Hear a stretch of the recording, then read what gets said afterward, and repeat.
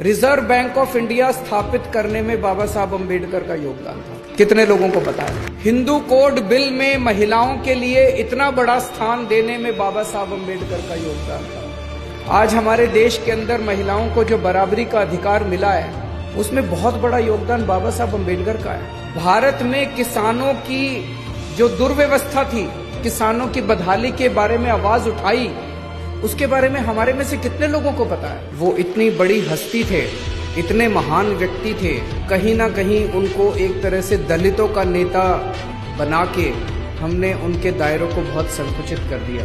उन्होंने अपने जीवन में दलितों की तो आवाज उठाई ही उठाई।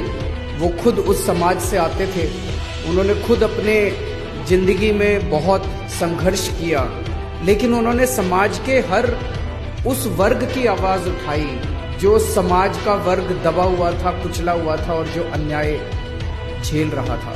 उनके जीवन से सबसे बड़ा मैसेज ये है, एक गरीब परिवार में पैदा हुए, गांव में पैदा हुए, वहां पे उन्होंने बचपन में जिस तरह से छुआछूत झेला और जो गरीबी झेली, उस जगह से निकल के, और ऐसे समय में जबकि पढ़ना लिखना कितना मुश्किल होता था, उस समाज के लोगों को स्कूल में जाना कितना मुश्किल होता था। अच्छे अच्छे घरों के, अमीर घरों के बच्चे भी उतना नहीं पढ़ पाते थे।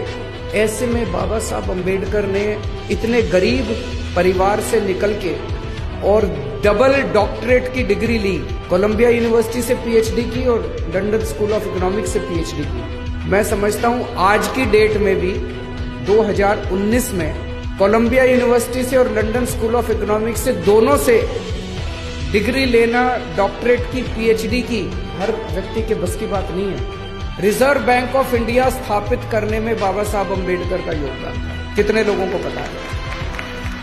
हिंदू कोड बिल में महिलाओं के लिए इतना बड़ा स्थान देने में बाबा साहब अम्बेडकर का योगदान था। आज हमारे देश के अंदर महिलाओं को जो बराबरी का अधिकार मिला है, उसमें बहुत बड़ा योगदान बाबा साहब अम्बेडकर का है। भारत में किसानों की जो दुर्व्यवस्था थी, किसानों के बारे में उन्होंने इतने कदम उठवाए और इतने उन्होंने किसानों की बदहाली के बारे में आवाज उठाई, उसके बारे में हमारे में से कितने लोगों को पता है? बाबा साहब अम्बेडकर ने ऐसा संविधान दिया है हमारे देश को।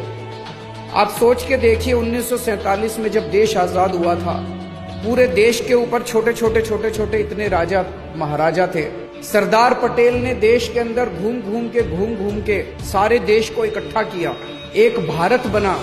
पूरी दुनिया को उस टाइम ये लग रहा था कि भारत ज्यादा दिन चलने वाला नहीं है। इतनी विविधताएं थी, इतने धर्म थे, इतनी जातियां थी, इतनी संस्कृतियां थी, और उस सारे देश को सरदार पटेल जहां एक और इकट्ठा कर रहे थे, बाबा साहब अम्बेडकर ने ऐसी किताब लिखी, ऐसा संविधान दिया। पूरी दुनिया को लग रहा था कि थोड़े दिन के बाद भारत के टुकड़े टुकड़े हो जाएंगे, भारत अलग अलग हो जाएगा, सारे लड़ मरेंगे। लेकिन बाबा साहब अम्बेडकर, आज 70 साल के बाद भारत अलग होने की बजाय धीरे धीरे भारत एक होता गया है। हम सारे लोग एक होते गए हैं, भारत इकट्ठा होता गया है।